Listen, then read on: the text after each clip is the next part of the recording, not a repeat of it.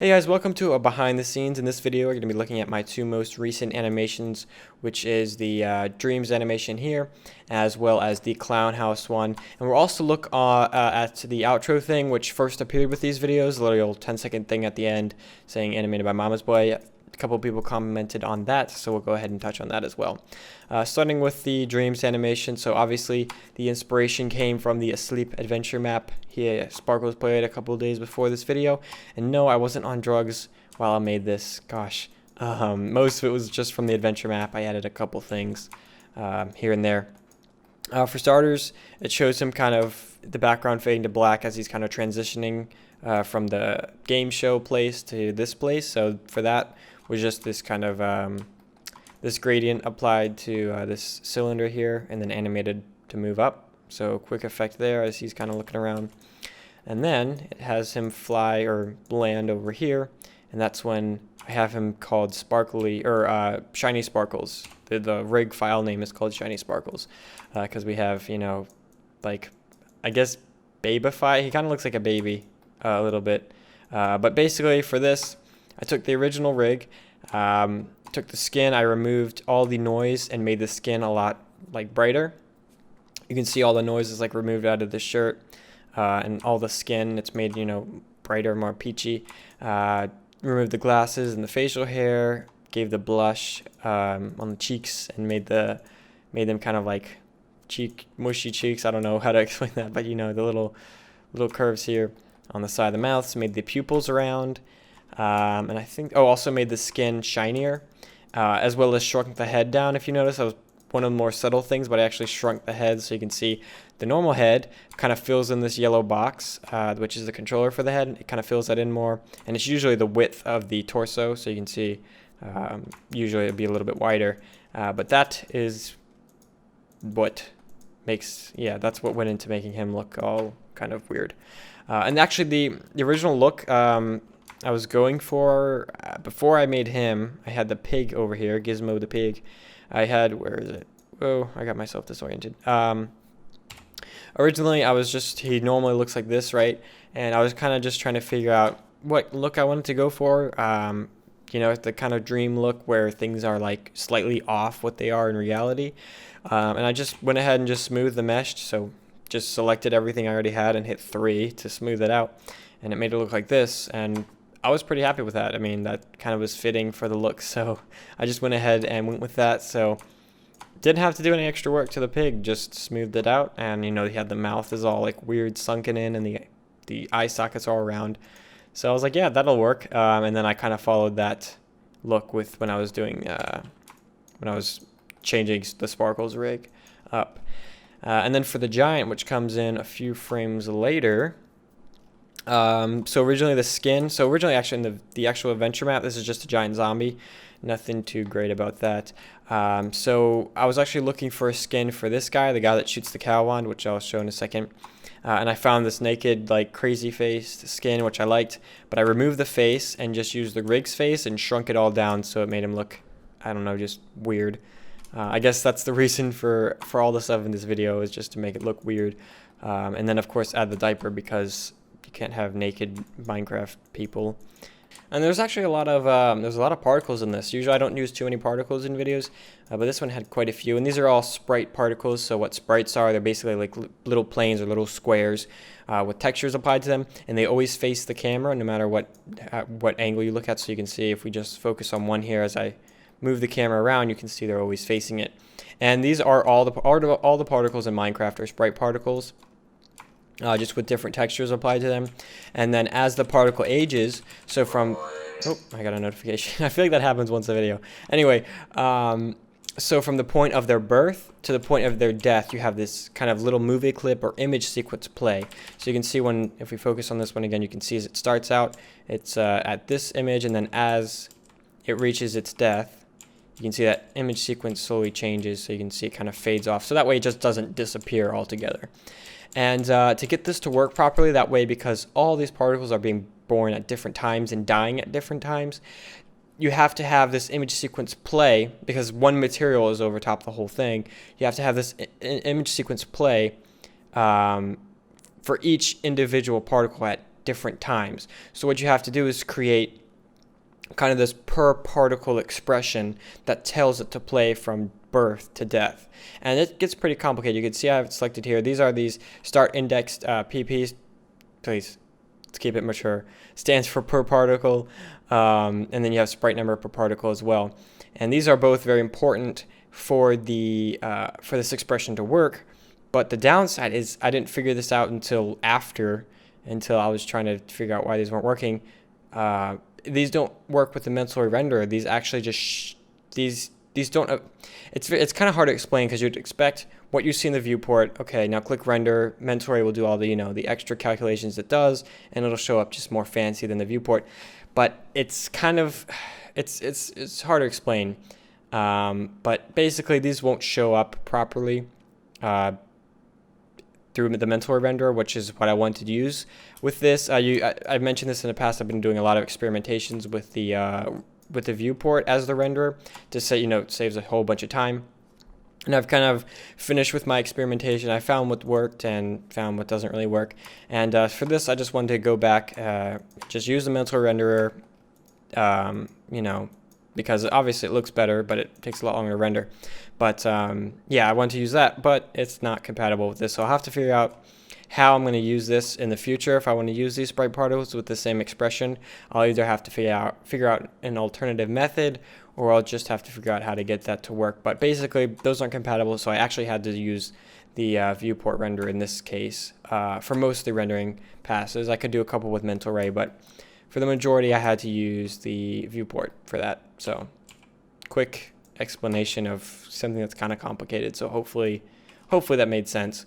But yeah, in this video, there's a couple in total. I think there's, let's see, 1, 2, 3, 4, 5. There's 5 different types of particles. You have the smoke. There's some water ones. There's an explosion one. There's another kind of smoke. There's cows. And then I can't think of the other one on top of my head, but I'm looking at there's 5 somewhere. For the most part, it's just these smoke particles. Same thing for this. These pretty much are showing up the most. Here's are the explosion ones you can see. So there's actually a couple of particles within this, but they're all being emitted from one source, if that makes sense. I feel like when I get to a lot of this particle stuff, I'm just talking nonsense, but hopefully people are understanding what I'm trying to say. And then for the cow one, so the cow one actually, he has this emitter at the end of the stick. So when this is turned on, the cows, I brought this up in the spider one. This is the same thing as the particles being instant. So you have one cow, which is down here in the center. There's this is the actual cow, and all of these cows are just instances of that one, and they're basically just parented to a particle that's being shot out of the emitter there. So if I were to make a change to the cow down here, all of them would change along with it. So pretty efficient way of doing something like this with the cow one. And then you have the explosion particles over top where they die. We can find where that is. There it is. And then you have the cow wand effect. And a lot of people did notice the reference from from the old MLG video. That wasn't actually too long ago, but there was a kid screaming in the background. So yeah, a couple people noticed that. Let's see. I'm trying to think. Is there anything?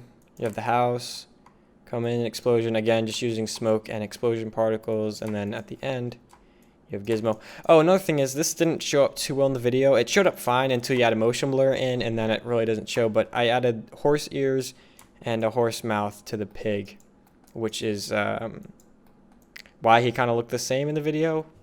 Without the motion blur, you can see the nose and the ears fine, but after the motion blur, it kind of just blends in with the pink pigness. So, yep, that's there. It kind of actually, now I'm looking at it, kind of looks like a dog as well. But those are actually from a horse.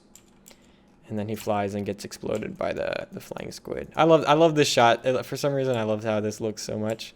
The way that comes in all like a missile. I don't know. It just look cool. And then explodes. And also, there's this little spout that gets shot like a shotgun of smoke particles that go up. I don't know if anyone noticed that. But yeah, that's pretty much it for the Dreams one.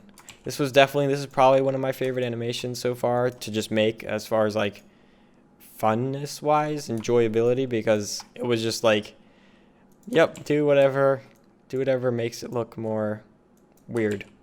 And yeah. Oh yeah, and you have the panning out at the end when he says goodbye, and the weird music. Oh yeah, and the music. A lot of people asked about. I replied to somebody in a comment about how it was really simple effects. So basically, it was just the actual music was the cat music disc from the game, and then slowed down. Now, usually when you slow something down, the pitch is lowered with it, so it doesn't get too distorted. And now, if you instead, when you stretch it out or make it or slow it down, if you instead raise the pitch past, like the pitch even higher than the original audio clip, then it gets really distorted and really weird sounding. So that's all that was done. So I just slowed it down and raised the pitch up even past the original pitch, and it gave it that really weird like effect. I don't know. I guess you can make of it what you want. I'll go ahead and play a little clip of it, just the music, so you can hear it clearly.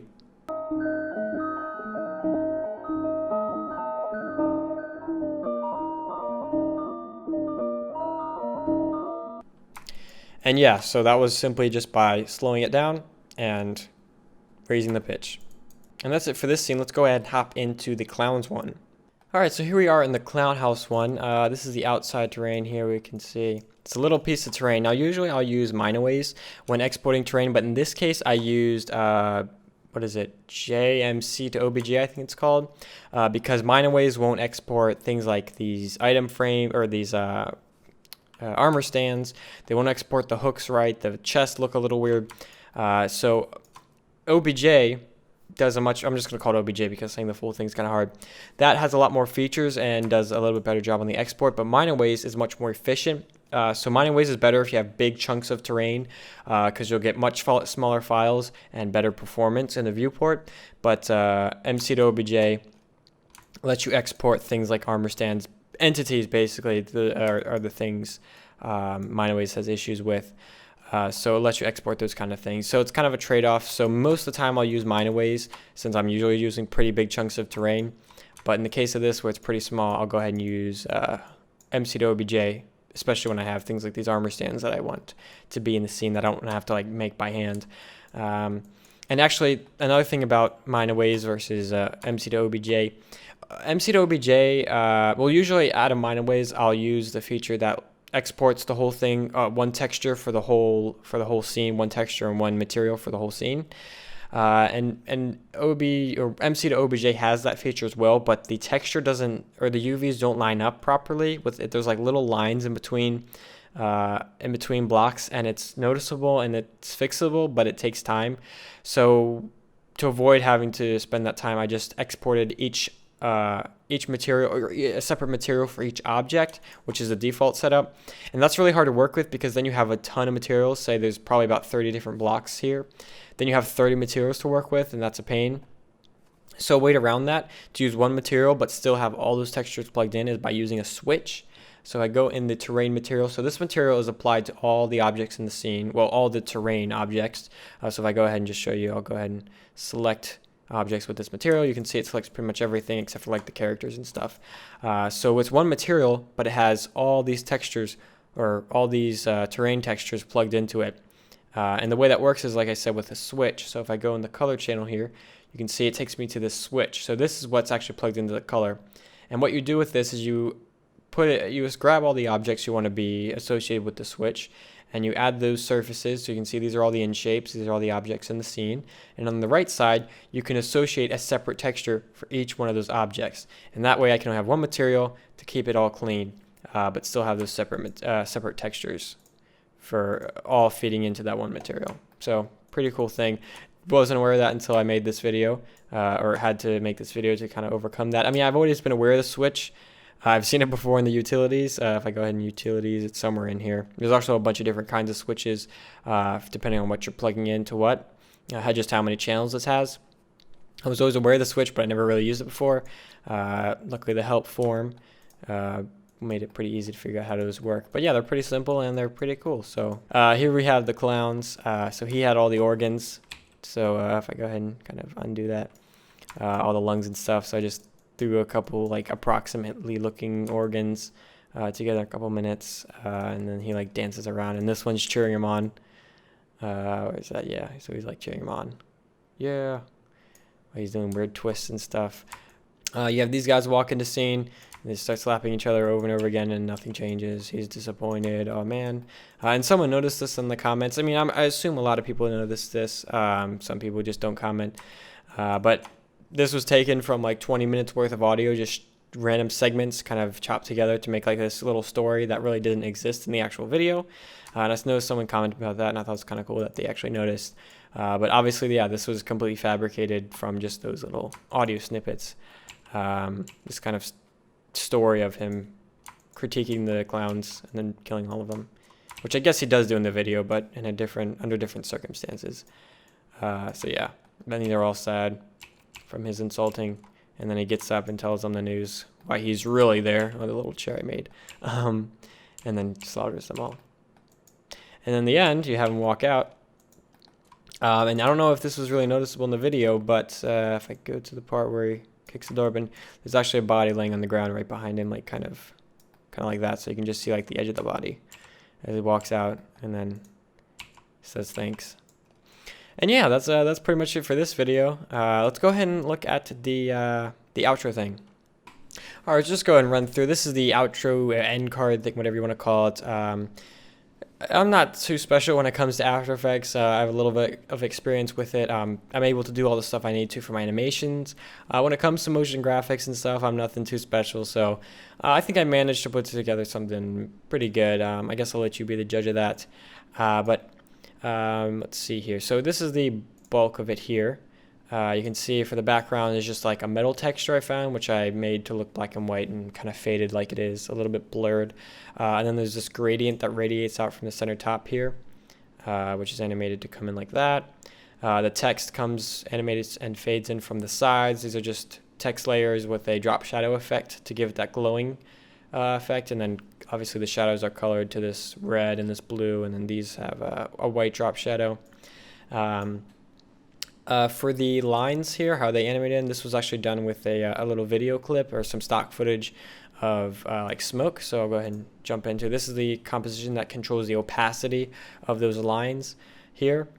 So basically, the brighter the white, the more visible, and the black is not visible. So this is what's called a track matte. You can see, oops, wrong one. You can see it's applied here. Where is it? Atmosphere. So that's this composition here.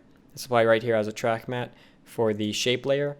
And what this is, as I mentioned, without effects, it looks like this. Just some smoke, stock footage of smoke.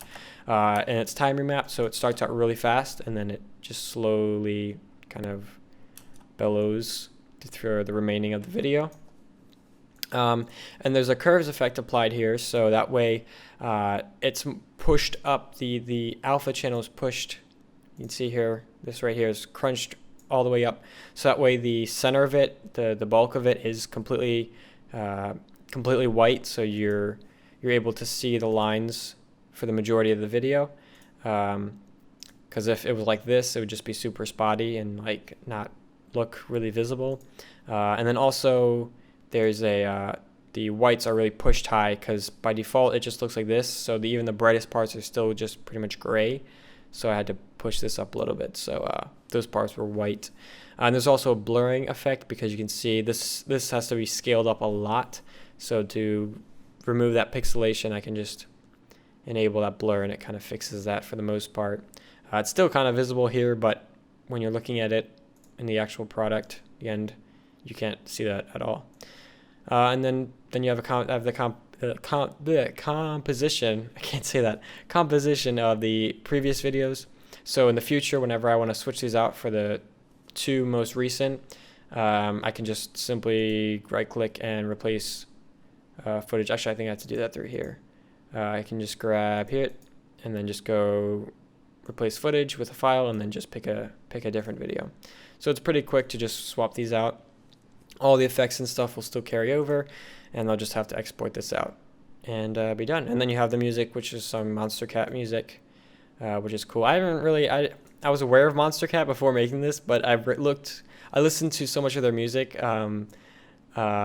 while making this, I actually got into listening to them. So I've been listening to a lot of Monstercat, which I didn't previously. So yeah. Anyway, yeah, that's it. Pretty much it for this. Oh, also there's this kind of fire. You can see it's actually, whoa, going crazy with the arm. Let's see if I can find, where is that? This one here. So I just, whoopsie. There you go. So there's this like particle-y fire kind of thing in the background, which is super faded, so it's real subtle, just to add a little effect. But yeah, that's it for this. I hope you guys enjoyed this video. It was probably a little bit longer than the usual. So if you stuck through the whole thing, cool. If you enjoyed, leave a like, and thanks for watching.